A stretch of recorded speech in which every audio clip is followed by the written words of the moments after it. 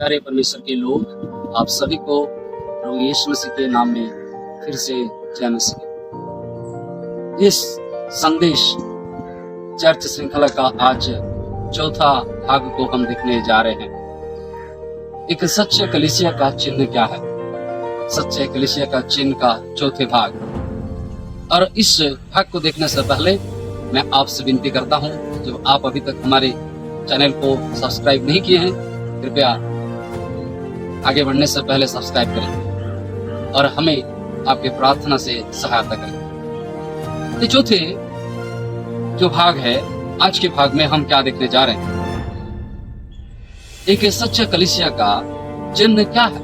हमने पहले बार, दूसरे भाग, तीसरे भाग देखा। आज हम देखेंगे कोई भी सच्चा कलीसिया, उसका जो गुण है, चिन्ह है, वो पवित्र शास्त्र को मानने वाला है, पवित्र शास्त्र को समझने वाला है और पवित्र शास्त्र को सही रूप से लोगों को सिखाने वाला कलीसिया होता है। विश्वासी वो भी पवित्र शास्त्र को मानना है। पवित्र शास्त्र बाइबल के बारे में 5 विशेषताएं हैं। पवित्र शास्त्र की और बाइबल की 5 विशेषताएं हैं। जिस विशेषताओं को जब हम देखेंगे, पहला चीज कि उसके अधिकार। पवित्र शास्त्र is has the authority for everything, कि पवित्र शास्त्र का अधिकार है। पवित्र शास्त्र का अधिकार का अर्थ यह है कि पवित्र शास्त्र के सभी वचन परमेश्वर के वचन हैं। इस तरह से कि पवित्र शास्त्र के किसी भी वचन पर अविश्वास या अवज्ञा करना परमेश्वर पर अविश्वास या अवज्ञा करना है। ये पवित्र शास्त्र का अधिकार है। बाइबल में निरंतर दावे किए जाते हैं कि पवित्र शास्त्र के सभी वचन परमेश्वर के वचन हैं। वहां पर जो कुछ भी हम पाते हैं, सब कुछ परमेश्वर की ओर से दी गई है।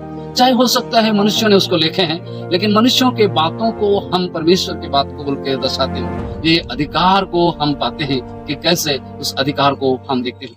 ये अधिकार ऐसे अधिकार है, परमेश्वर ने जिस अधिकार को लोगों को दिए हैं, परमेश्वर ने अपने लोगों को अधिकार को दिए और उस अधिकार से लिखे। इसलिए पुराने नियम में जब नबियों ने लिखा इस बातों को, अक्सर पवित्र शास्त्र में इस वाक्यांश को हम पढ़ते हैं, यहोवा यूं कहता है।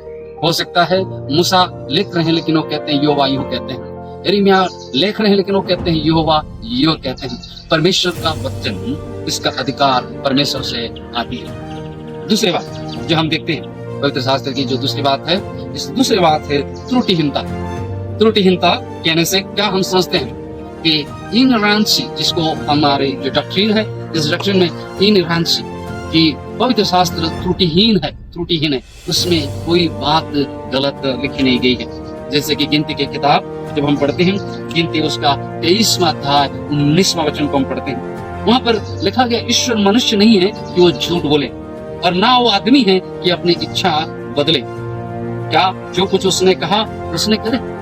क्या वो वचन देकर उस पर ना करे? परमेश्वर जो कुछ बोलते हैं उसमें कोई झूठ नहीं है। परमेश्वर का वचन त्रुटिहीन है, पवित्र शास्त्र त्रुटिहीन है, पवित्र शास्त्र में कोई मिलावट नहीं है। इसलिए भजन लेखक, इसका भजन 12:6 में लिखा गया है, परमेश्वर का वचन पवित्र है, उस चंदे के समान, चांदी के समान, जो मिट्टी में मिट्टी पर ताई हुई। पवित्र शास्त्र हम देखते हैं त्रुटिहीन है। पहला हमने देखा पवित्र शास्त्र अधिकार रखता है, दूसरा हमने देखा पवित्र शास्त्र त्रुटिहीन है। तीसरा जो बात हम देखते हैं, पवित्र शास्त्र स्पष्टता से सब कुछ बात कहता है। पवित्र शास्त्र में ऐसा छिपा बात कुछ नहीं है। जैसे हमारे हिंदी जगत में, हिंदी सिनेमा में बहुत सारे गीत है, जिस गीत का बोल एक है लेकिन उसका मीनिंग अलग है।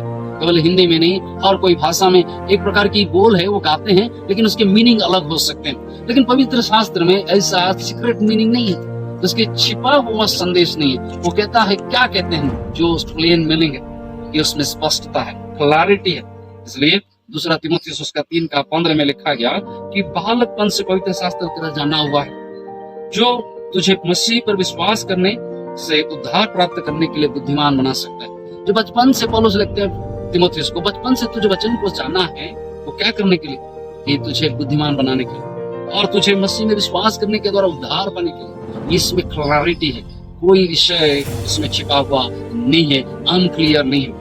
कुछ बात ऐसी भी है पवित्र शास्त्र में, जैसे दूसरा पतरस उसका 3:16 में लिखा जाता है, कितनी बातें ऐसी है जिसका समझना कठिन है। कोई बात ऐसे है जिसका समझना कठिन है, लेकिन उसमें फेग नहीं है या अनक्लियर नहीं है। जब जैसा हम आगे आगे बढ़ेंगे उसको हम समझ पाएंगे, लेकिन पवित्र शास्त्र दो मीनिंग का बात नहीं कहता है। जो बात को हमें समझ में नहीं आती है, ऐसे व्यवस्था विवरण उसका 29 का 29 में लिखा गया है, गुप्त बातें हमारे परमेश्वर यहोवा का बस में है। कोई बात परमेश्वर अपने लिए गुप्त रखें, उसको हम नहीं समझते। लेकिन मेरे प्यारे भाई और बहनें, पवित्र शास्त्र क्लियर है। चौथा जो पवित्र शास्त्र का गुण है, आवश्यकता है। पवित्र शास्त्र आवश्यकता है हमारा जीवन के लिए, हमारा बढ़ने के लिए, हमारा उद्धार के लिए, हमारा अनंत जीवन पाने के लिए, विश्वास के लिए, हमारे प्रार्थना के लिए, हमारा जीवन का हर एक पहलू में पवित्र शास्त्र आवश्यकता है। इसलिए पौलुस रोमियो उसका 10:13-17 में वो कहते हैं, क्योंकि जो कोई प्रभु का नाम लेगा वो उद्धार को पाएगा। परंतु मनुष्य उसे कैसे पुकारे जिस पर उन्होंने विश्वास ही नहीं किया, और वे उस पर कैसे विश्वास करें जिसके बारे में उन्होंने कभी नहीं सुना, और वे बिना प्रचारक के कैसे सुने। अतः जो सुना जाता है उससे विश्वास आता है, और जो सुना जाता है वो मसीह के प्रचार से आता है। अर्थात मसीह जीवन के लिए पवित्र शास्त्र आवश्यक है, और पवित्र शास्त्र के बिना हम जी नहीं सकते। पवित्र शास्त्र के बिना हमारा मार्गदर्शन नहीं है। पवित्र शास्त्र के बिना हमारा सोच विचार जो भी हम करते हैं वो गलत हो जाता है। इसलिए हमारा सोच में, हमारे विचारों में, हमारे कार्य में, हमारे सब कुछ में जो हम क्या सही है क्या गलत है उसको समझने के लिए हमारे मार्गदर्शन क्या है, यह है परमेश्वर का वचन। इसलिए उसका आवश्यकता है। पांचवी बात जो पवित्र शास्त्र क्या है, पवित्र शास्त्र पर्याप्त है, हमारे लिए पर्याप्त है। पवित्र शास्त्र के बाहर हमें और कोई चीज को ढूंढने की जरूरत नहीं है। जैसे दूसरा तीमुथियुस उसका 3:16 और 17 में लिखा रहता है, हर एक पवित्र शास्त्र परमेश्वर की प्रेरणा से रचा गया और उपदेश और समझाने और सुधारने और धर्म की शिक्षा के लिए लाभदायक है, ताकि परमेश्वर का जन सिद्ध बने और हर एक भले काम के लिए तत्पर हो जाए। मेरे प्यारे परमेश्वर के लोग, पवित्र शास्त्र पर किस प्रकार आप विश्वास करते हैं? मैंने कहा पवित्र शास्त्र का 5 विशेषता है। पहला, पवित्र शास्त्र हमारे जीवन पर अधिकार रखता है। पवित्र शास्त्र सबसे आधिकारिक पुस्तक है, उससे बढ़कर आधिकारिक पुस्तक कुछ नहीं है। दूसरा, पवित्र शास्त्र में एक भी त्रुटि नहीं है, तो त्रुटिहीन है। जो तीसरा, हमने देखते हैं पवित्र शास्त्र जो कुछ बोलता है स्पष्टता से बोलता है। इसमें स्पष्ट बात लिखी नहीं गई है, लेकिन कुछ बात ऐसे हैं जो परमेश्वर के पास है, परमेश्वर के बस में है। चौथी, हमने देखा पवित्र शास्त्र हमारे जीवन में आवश्यक है, उसके बिना हम जी नहीं सकते। पांचवी, हमने देखा कि पवित्र शास्त्र पर्याप्त है। क्या आप पवित्र शास्त्र को ऐसे मानते हैं? क्या आपकी कलीसिया पवित्र शास्त्र को प्राधान्य देता है, या लोगों की बातों पर, लोगों की कहानी पर, अनेक संसारिक बातों को ध्यान में लाता है?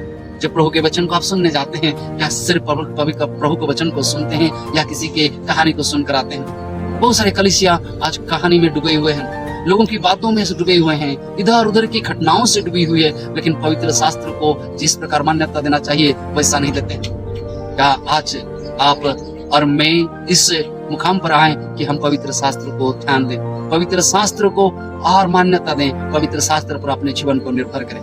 परमेश्वर आप सभी को आशीर्वाद करे कि हम पवित्र शास्त्र में बने रहें। आपका और मेरा कलीसिया जिस कलीसिया में भी जाए, जब वो कलीसिया पवित्र शास्त्र को मान्यता नहीं देता है, प्राधान्यता नहीं देता है और जोर से नहीं बोलता है, तो वो उस कलीसिया सही कलीसिया नहीं है। आज हमारे लिए एक ही किताब है, वो पवित्र शास्त्र। प्रभु आप सभी का आशीर्वाद करें कि हम पवित्र शास्त्र में मौजूद बनते जाएं। धन्यवाद।